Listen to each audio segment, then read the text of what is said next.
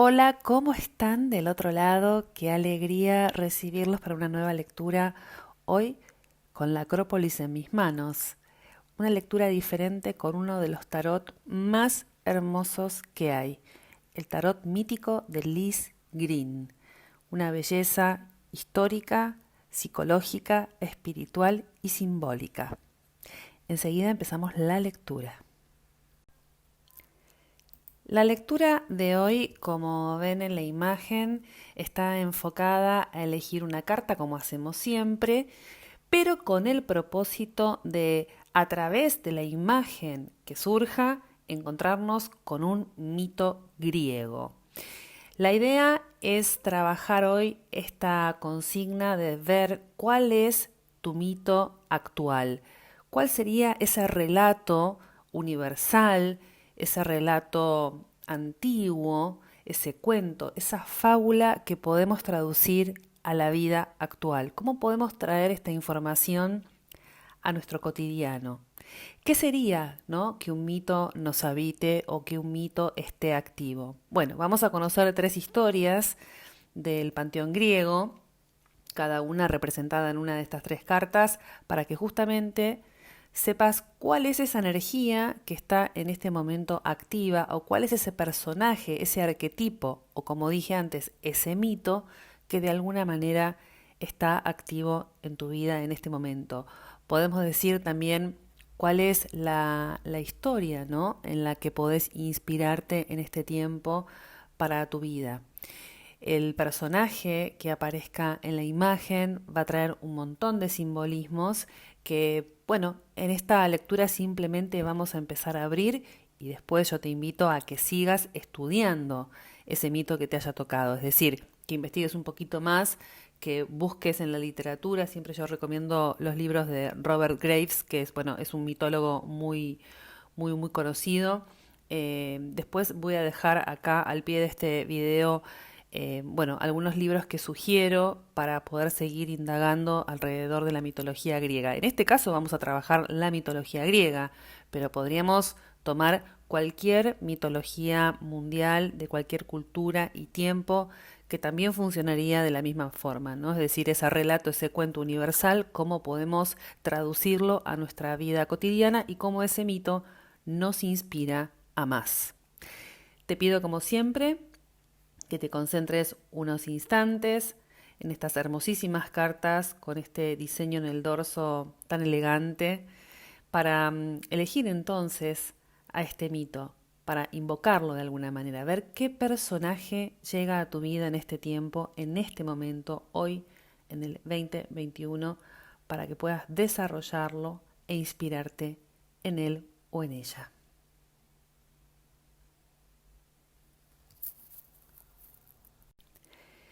Empezamos entonces, concentrado, concentrada, vamos a revelar la primera carta, que es la carta de la izquierda, a ver qué mito se representa en tu vida en este momento. Bueno, la torre. Te ha tocado la carta de la torre, la carta de Poseidón, nada más ni nada menos que el dios de los mares, que el dios de los océanos. Bueno, vamos a conocer un poco la historia, ¿no?, de Poseidón. Antes sí me parece importante que veamos un poco lo que la carta nos está mostrando. Todos los símbolos siempre son importantes de ver y de analizar. Esta carta en particular, en este mazo, la carta de la torre, vemos que, bueno, retrata un edificio de piedra edificado sobre una roca alta que da al mar, ¿no?, casi como una isla. De las profundidades emerge una figura poderosa, amenazadora, con una corona de oro, el pelo color castaño, ondeado, con algas marinas, con la cola de un pez, que se puede observar entre las olas que están tormentosas, embravecidas. Este personaje apunta su tridente hacia el edificio, que es alcanzado por un relámpago y unos truenos. El mar está como caldeado, el cielo está negro, presagioso, como iluminando, ¿no?, los distintos rincones con violentos relámpagos de color rojo. Bueno, decía recién que este es el mito de Poseidón, o también conocido como Neptuno, dios de los océanos y agitador de la tierra también, ¿no? De los terremotos. El mito cuenta la historia del famoso laberinto del rey Minos en Creta, que fue alcanzado por un terremoto cuando justamente el dios Poseidón, enojado, salió de las aguas para derribar el reino. Minos era el rico y poderoso rey de Creta que recibió este poder de Poseidón mismo, ¿no? A cambio de que el rey diera en sacrificio un hermoso toro blanco. Ese fue, ¿no?, el pedido que le hizo específicamente Poseidón. Pero Minos no quiso, no cumplió, y escondió al toro, poniendo en su lugar a un animal más pequeño, ¿no? Como tratando de engañarlo nada más ni nada menos que al dios mismo de los mares, ¿no? Poseidón obviamente se da cuenta, furioso por la arrogancia de Minos y la falta de pacto, ¿no?, de cumplimiento de su palabra, pidió ayuda a Afrodita para que hiciera que la esposa del rey, Pasifae, se enamorara del toro blanco. La reina sobornó a Dédalo, arquitecto del palacio, para que le hiciera una vaca de madera donde ella pudiera meterse dentro. Claro, como ella se enamora, Pasifae se enamora de este toro por influencia de Afrodita a pedido de Poseidón, decide entonces pedirle a Dédalo, que era el arquitecto que también construyó el laberinto del Minotauro, que construyera esta vaca de madera para que ella pudiera meterse dentro y ser penetrada por el toro. De esa unión nace justamente el Minotauro, una criatura horrible que todos conocemos, con cuerpo de hombre, cabeza de toro, que se alimentaba de la carne humana. El rey, aterrorizado, escondió al Minotauro en el interior justamente de este gran laberinto que les decía, este laberinto de piedra, que mandó a construir también, como les dije, Dédalo, o sea, le pidió a Dédalo que lo construyera, y allí se empezaron a oficiar una serie de sacrificios humanos muy terribles. Pero con la ayuda de Ariadna, hija de Minos, y de Teseo, hijo de Poseidón, mataron finalmente en el mito al famoso Minotauro, y Poseidón salió del fondo del mar y finalmente atacó al laberinto con un terremoto que dejó al edificio hecho escombros, enterrando debajo de ellos al rey Minos y al cadáver del Minotauro. Todos los esclavos sometidos al poder de Minos fueron puestos en libertad y Teseo proclamado rey de Creta.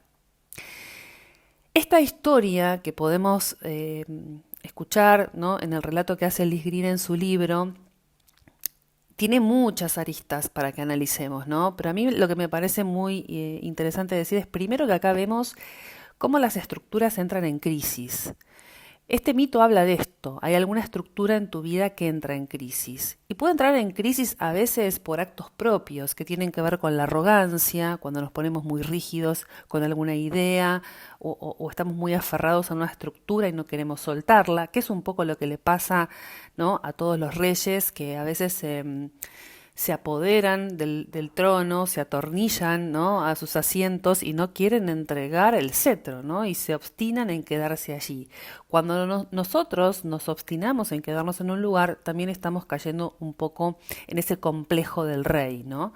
Entonces quizás es una carta que está hablando de esto, que es un tiempo para revisar si no estás aferrado o aferrada a alguna estructura, demasiado quieto y protegido, si no estás pecando un poco, ¿no?, de soberbio o soberbia, creyendo de alguna manera que tenés ya todo controlado, todo, digamos, bajo tu mirada y fuerza, que es un poco lo que sucede con la torre, ¿no? Esta idea del poder omnisciente de la torre, que todo lo ve y lo puede controlar, cuando sabemos que en la vida es poco lo que podemos tener realmente bajo control, ¿no?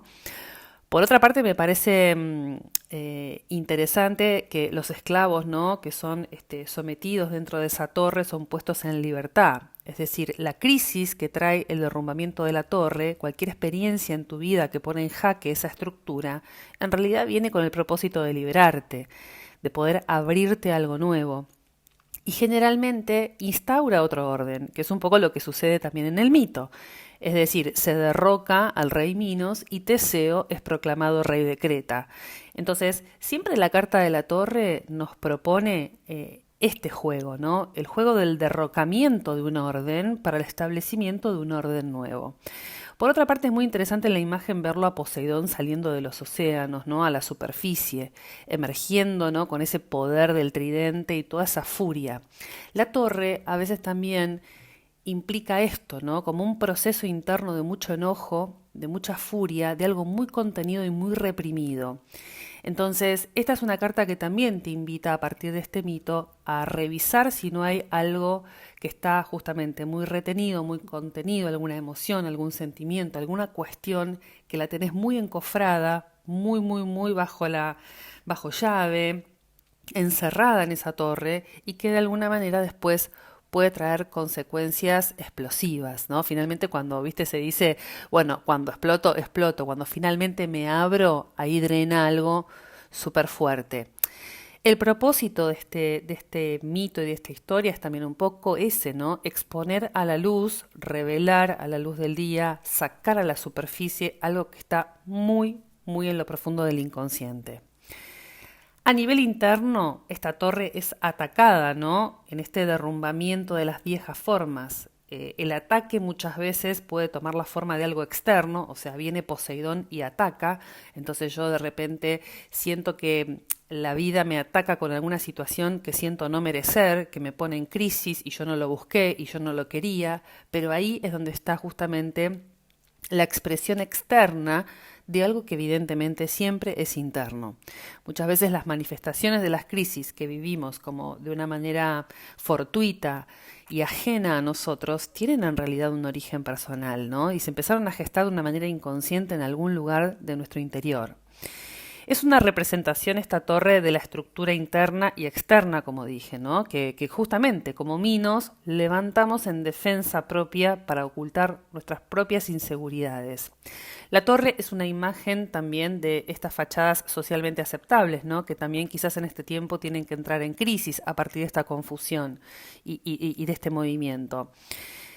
A ver, son formas que pueden tomar también, digo, prisiones psicológicas, ¿no? A veces pueden estar representadas por matrimonios que no nos cierran, trabajos que no nos dan satisfacción, en fin, un montón de cuestiones que a veces acatamos porque, bueno, es el mandato, pero que no nos dan ni alegría ni satisfacción y que solo nos mantienen lejos de la verdadera esencia.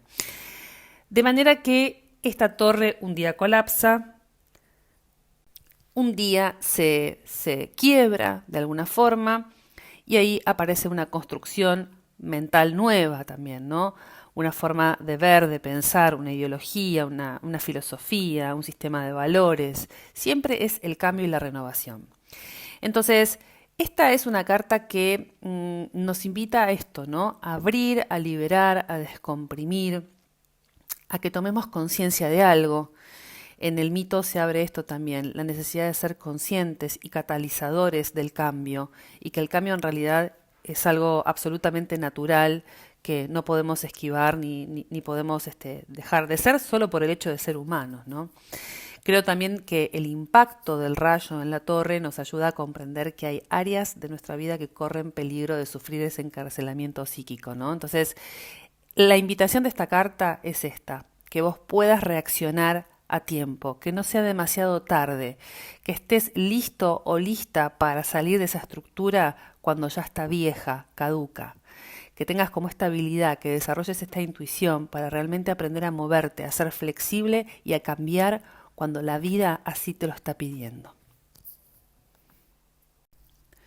Bien, vamos ahora a la carta del centro, a revelar el mito actual para vos en este momento. La estrella es la carta que te toca. Qué carta hermosa, hermosísima esta carta, muy bonita con Pandora. Vemos reflejada ahí la caja de Pandora. La carta de la estrella justamente es esta representación, ¿no? De una joven y hermosa Pandora con esta cabellera larga y bonita, arrodillada ante un cofre abierto. Y de ese cofre sale como una suerte de enjambre de criaturas voladoras que llenan el aire de tinieblas. Pero los ojos de Pandora están puestos en otro lugar, en una estrella luminosa, una suerte de hada que se impone por sobre las calamidades, por sobre esos insectos horribles, ¿no? Y sobre ella puede verse a esta pequeña figura femenina con alas y como, bueno, como alada, ¿no? Como con un aura y con una energía especial sumamente espiritual y bonita. Veamos que este es un mito que, digamos, empieza con la siguiente historia. Vamos a recordarlo para quienes no lo conocen. Zeus le había ordenado a Hefesto, Zeus, sabemos, ¿no? El dios máximo del Olimpo, le había ordenado a Hefesto, que era el artesano del Olimpo, que hiciera un cuerpo con barro y con agua y que de esa forma creara una virgen de gran belleza. Todas las divinidades le dieron dones a esa figura una vez creada y la llamaron Pandora. Pero Hermes, el dios de la comunicación, le puso mentiras en la boca. Siempre Hermes haciendo de las suyas sus travesuras, como sabemos era un dios muy, muy travieso, muy juguetón, decide ponerle mentiras en la boca. Esto surge un poco como venganza contra Prometeo, ¿no? ¿Por qué? Porque como Prometeo había robado el fuego de los dioses, Zeus envió a Pandora con un cofre de regalo para Epimeteo, que era el hermano de Prometeo. Zeus siempre fue muy vengativo. Pero resulta que Epimeteo había advertido un poco esta artimaña de Zeus, ¿no? Y justamente había sido también advertido un poco por su hermano y decide no aceptar los regalos de Zeus. Entonces, cuando llega la caja a manos de Epimeteo, decide no abrirla. Pero ¿qué pasa?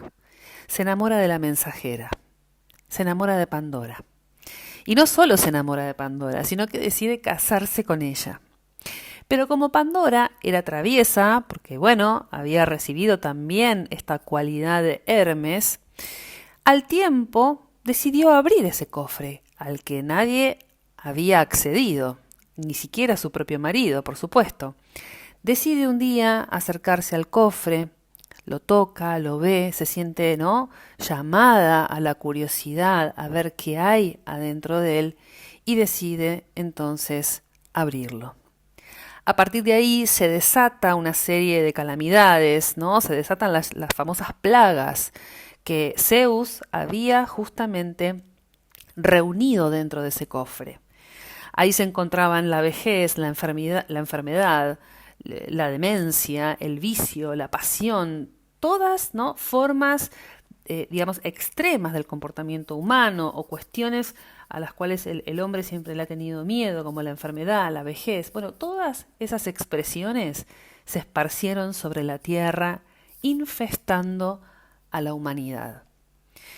Pero hubo una cosa, solo una cosa que no salió volando del cofre y que había quedado encerrada accidentalmente allí, y fue la esperanza. Simbólicamente, el cofre representa lo mismo que la manzana del Edén. Es algo prohibido, pero que para Pandora se vuelve irresistible, ¿no? Contiene dentro de sí la muerte de la ingenuidad infantil, pero también el atributo más precioso, que es la esperanza. Pandora, como Eva, representa, dice Lisgrin, el lado femenino de la naturaleza humana que busca la verdad. Es el lado irracional, ¿no?, que percibe la esperanza en medio de las plagas. La simbología también de los insectos en la imagen, en la carta, ¿no?, como una representación de todo lo que está lejos de la conciencia.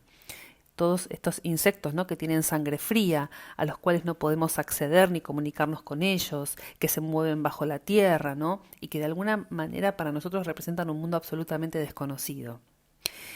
Ahora, ¿qué representa este mito, ¿no? ¿Cómo podríamos decodificarlo, ¿no?, entenderlo, interpretarlo para tu vida? Yo creo que el mito de Pandora efectivamente muestra esa parte tuya que a pesar de la pérdida, que a pesar de las frustraciones, de los dolores, ¿no? De los pesares, de las dificultades, puede todavía aferrarse a un futuro, creer en la esperanza y finalmente sobreponerse. Esta es una carta que se relaciona también con algo muy profundo, que es la voluntad de vivir.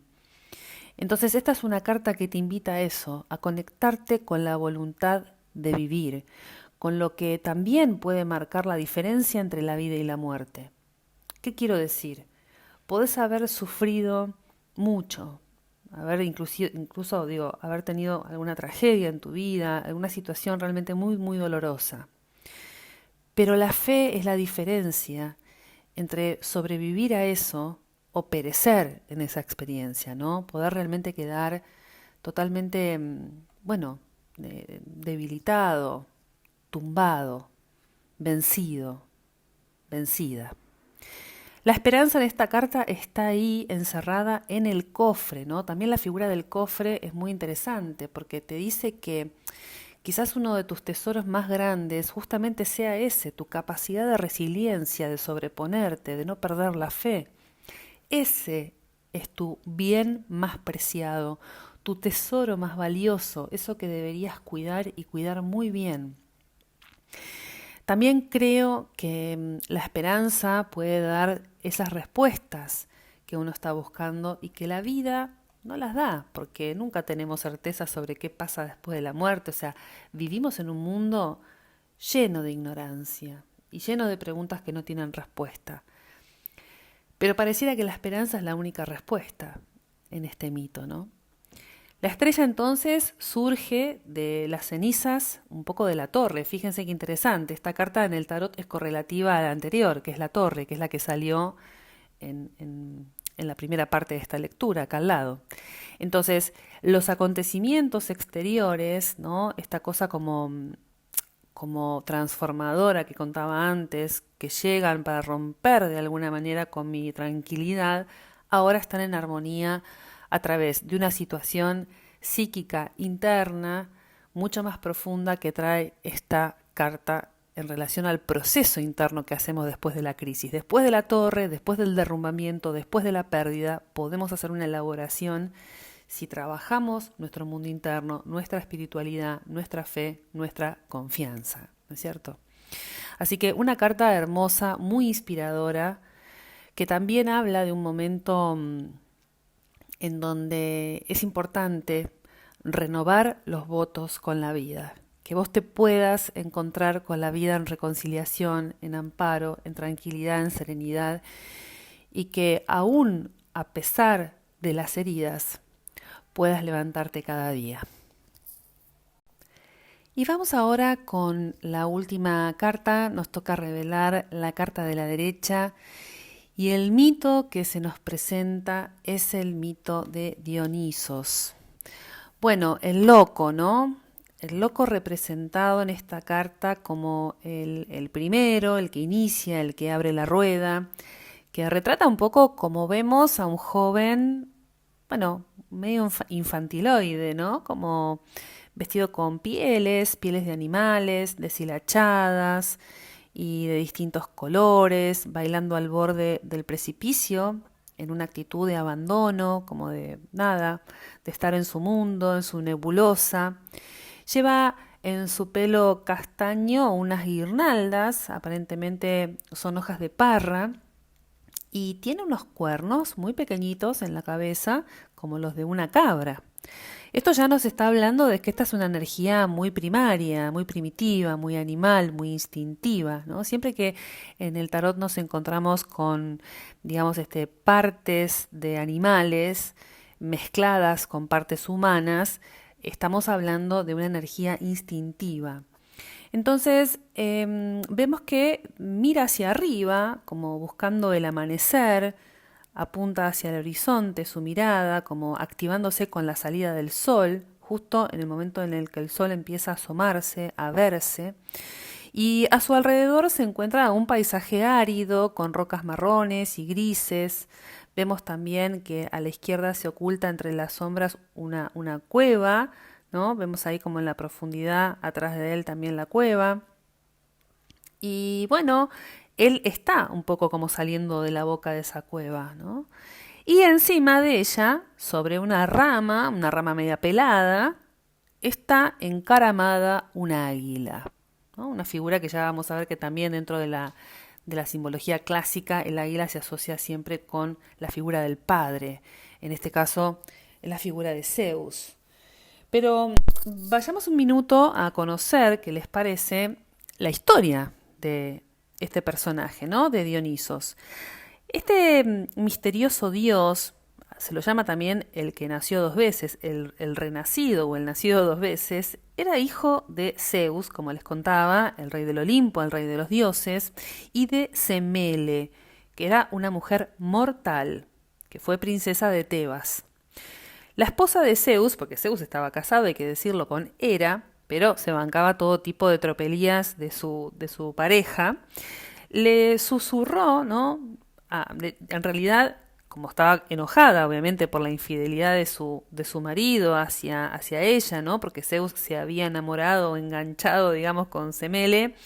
Entonces, furiosa por esta infidelidad, se disfrazó ella misma de niñera y le susurró a Semele en el oído que tenía que probar su devoción ante Zeus y para eso debía hacer algún sacrificio.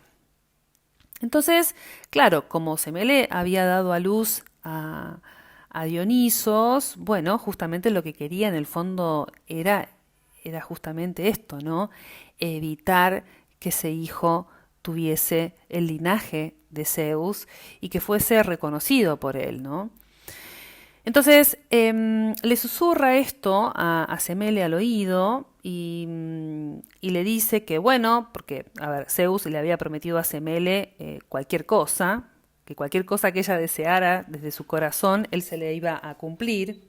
Entonces Hera la convence a Semele que ella, bueno, pidiera lo que fuere, ¿no? Ante Zeus para justamente un poco engañarla. Claro, como Zeus le había prometido que haría cualquier cosa, bueno, finalmente Semele decide pedirle a Zeus que se manifieste en realidad en cuerpo presente con todas sus formas, porque Zeus muchas veces se camuflaba, aún para tener sus amoríos no se mostraba realmente en su real identidad. Y bueno, se vio de repente tomada por, bueno, la divinidad, porque cuando Zeus se manifiesta cae como un trueno, como un relámpago y Semele arde en llamas. Es decir, Hera la va llevando a que ella pida, digamos, una prueba de amor y resulta que la prueba de amor termina condenándola a morir, ¿no? A Semele. Pero Zeus logra rescatar al niño una vez que se manifiesta, que iba a nacer, ¿no? Como que de alguna manera se lo logra sacar del cuerpo de su madre, y Hermes, el mensajero de los dioses y protector de la magia, cosió el feto en el muslo de Zeus y así nació Dionisos. Esa es una de las historias más conocidas. Hera igual seguía persiguiendo al extraño niño con cuernos y mandó a los titanes, a los dioses de la tierra, a que lo hicieran pedazos. Pero Zeus rescató el corazón del niño que aún latía y bueno, a este corazón lo transformó en una pócima de semillas de granada y esta bebida mágica fue ofrecida después a Perséfone en otros mitos, porque los mitos se van enlazando, ¿no? Pero bueno, de alguna manera se lo vincula también a este dios un poco con el estado de embriaguez, ¿no? También vinculado a ese mundo festivo y oscuro subterráneo en el que también después se lo vincula en otros mitos. Ahora, Hera logra igual hacerle un daño a Dionisos y lo hiere con la locura. A partir de ahí, él vaga por todo el mundo, seguido por sátiros silvestres, muchachas y animales, obsequiando con vino, ¿no? Al género humano, al ser humano, y llevaba justamente esto, el éxtasis de la ebriedad, la redención espiritual, a los que estaban también dispuestos a renunciar a su apego en cuanto al poder mundano y a las riquezas, y bueno, y los invitaba a vagar casi como en una especie de tropilla de circo, ¿no? De vez en cuando su padre Zeus, ¿no? Lo llevaba al Olimpo, donde, bueno, tomaba un rato asiento a la derecha del rey de los dioses, pero bueno, nunca terminaba de tener un lugar del todo fijo. Es decir, Dionisos es un personaje que encarna de alguna manera esto, ¿no? La fuerza inconsciente, la fuerza, digamos, inmadura, la fuerza que se revela justamente a lo consciente, lo que sale de la cueva y no podemos controlar. El águila, como les decía antes en la imagen, es una imagen del padre, de este Zeus, que un poco lo observa desde la altura, ¿no? Como por momentos pareciera casi juzgándolo. La cueva de la que sale este loco, ¿no? Como también ese nacimiento, ¿no? Que lo arroja a la vida, pero también sin madre, queda finalmente sin madre porque su madre muere. Los cuernos de la cabra, como dije antes, sobre su frente, mostrando su lado animal, su lado, digamos, más instintivo, más arrojado. En fin, es un mito, la verdad que da para muchísimo análisis, no me quiero ir por las ramas, quiero traerlo un poco a tu vida y decirte entonces que si te tocó esta carta, este mito en particular, evidentemente es un momento para la irrupción de lo nuevo. El loco siempre representa la irrupción de algo novedoso, la capacidad de probar cosas nuevas, es un tiempo para librarte de prejuicios, iniciar aventuras. Él de alguna manera termina no teniendo casa, no teniendo patria, no teniendo un lugar y sobre todo un lugar de estructura. Él es arrojado al bosque, arrojado, digamos, a las ninfas, a los sátiros, a la vida libertina, que eso también es un poco lo que marca esta carta, como que es un momento realmente donde no hay normas, no hay reglas, no hay protocolos, no hay formas de ser. Es un tiempo para experimentar un poco la locura, ¿no? Esta locura de dejarse llevar, de dejarse sentir por los instintos, tomar riesgos, vivir sin preocupaciones, ser más espontáneos, animarte a estar más vital, más libre, a viajar, a ser valiente frente a lo inesperado, a que puedas ser valiente también frente al caos, que te permita sorprenderte, ser original. Es una carta que te invita a aventurarte, a sorprenderte, a salir de lo previsto, a entrar como en una nueva fase, a vivir el momento, ¿no? A seguir este impulso. Es la única carta que de alguna manera también, ¿no? Trasladándola a la baraja española, bueno, es el Joker, el comodín, esta figura que también nos dice que puede irrumpir en cualquier momento el loco. El loco puede aparecer en cualquier momento y también tiene que ver con algo reprimido y negado que necesita expresión. Entonces, también me gustaría decirte que es un momento para experimentar la exclusión y la fealdad, entendiendo que está bueno ir por otros caminos, que no sean los caminos que hacen todos, ¿no? No seguir las etiquetas y las normas de todos. Eso es un poco también lo que le pasa a este personaje, que es un poco expulsado del Olimpo porque su fealdad no encaja con lo que el Olimpo esperaba, ni su propio padre termina de aceptarlo, ¿no? Entonces es una carta que también te invita a eso, a que vos puedas transitar tu fealdad, entendelo como lo que te estoy diciendo, ¿no? La fealdad de lo simbólico, que eso que no encaja en lo que los otros esperan de vos o la sociedad espera de vos, está bien y está bien que vos te lo aceptes y que vos puedas transitar esa forma de ser, digamos, alternativa, diferente. El loco necesita necesariamente eso, transitar la creatividad del ser libre, ¿no? De no tener justamente que responder a ninguna norma ni forma. Obviamente tiene su lado desbarrancado, como todas las cartas que estamos viendo, siempre, todas tienen su lado luminoso y su lado quizás más sombrío. Pero yo creo que es una carta muy inspiradora y que también habla de que estás iniciando un nuevo proceso. También un nuevo ciclo, un nuevo tiempo. Y también creo que la libertad es algo muy importante. Defender tu libertad, transitar esa libertad es clave, es realmente clave. Y entender también que hay algo de la inocencia involucrado acá, ¿no? Es súper importante que recuperes como ese fervor, esa energía inocente que se conecta con todo de una manera nueva, como si todo empezara de vuelta, no importa la edad que tengas, dejarte sorprender, dejarte enamorar, dejarte apasionar por un proyecto, ¿no? De esto también se trata esta carta maravillosa. Así que, bueno, uno de mis mitos preferidos y que te invito a que sigas abriéndolo. Acá hay que seguir viendo, ¿no? Al bufón. Uno puede trabajar también la imagen del carnaval, ahora que viene justo el carnaval, seguir trabajando como esta forma, ¿no?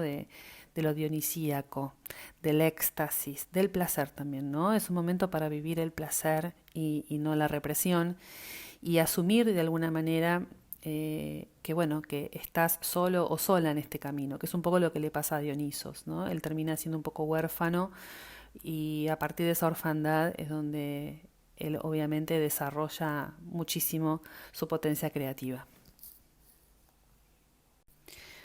Bueno, y llegamos al final de la lectura, una lectura un poco más extensa de lo habitual, se nos fue, pero bueno, siempre la mitología es apasionante y como bueno, en definitiva uno también está contando un cuento, se hace un poco más largo. Yo los invito igual a explorar cada uno de los mitos que les haya tocado a cada uno, o sea, busquen la información, animate a meterte en el mundo de la mitología, no hay que ser ningún erudito, ningún intelectual para fascinarse por estas historias. Es muy linda la aventura de la mitología, porque uno realmente empieza a atar los símbolos de una manera increíble cuando te metes a hacerlo. Decirles también que, bueno, las tres cartas son muy inspiradoras, las tres tienen que ver con momentos de cambio y de transición y de encuentro también con la oscuridad, por decirlo de alguna manera, con lo inconsciente que viene para transformarnos, tanto la experiencia quizás más dura de la torre, que nos despierta y nos trae como a la realidad, como la carta de la estrella, que te propone, digamos, aferrarte a la vida a pesar de las contingencias, y también la carta del loco que propone esto de la supervivencia también a pesar del abandono o de estar solo o sola en el camino. Súper importante animarte a transitar esta aventura sin etiquetas, sin documentos, sin raíces, realmente entregándote a la vida ese nuevo amanecer que propone el sol ahí, ¿no? Un nuevo ciclo. Los invito y las invito a leer también a Liz Green, que es la autora, la gestora de este maravilloso tarot. Pero bueno, podría estar hablando horas de esto porque los que me conocen y mis alumnos saben muy bien que a mí la mitología me fascina, la vengo estudiando hace muchos años, la uso también en la astrología, así que bueno, es muy hermosa. Les voy a dejar al pie del video algunos links para que sigan explorando e investigando.